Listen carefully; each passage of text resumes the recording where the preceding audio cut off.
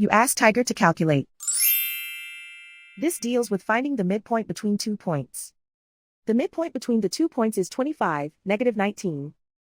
Let's solve it step by step. Plot the 2 points and calculate the midpoint using the formula. The coordinates of point 1 are, x1 equals -12, y1 equals -89.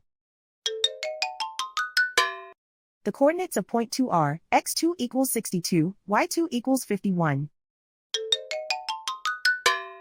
PM represents the midpoint of the 2 points.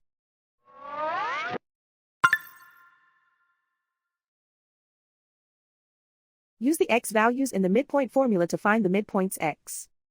x1 equals -12. x2 equals 62.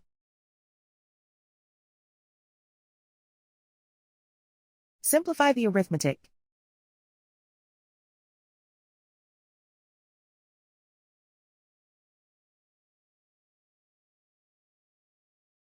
Use the y values in the midpoint formula to find the midpoints y.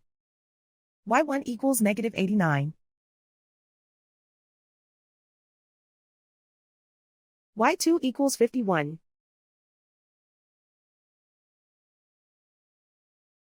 Simplify the arithmetic.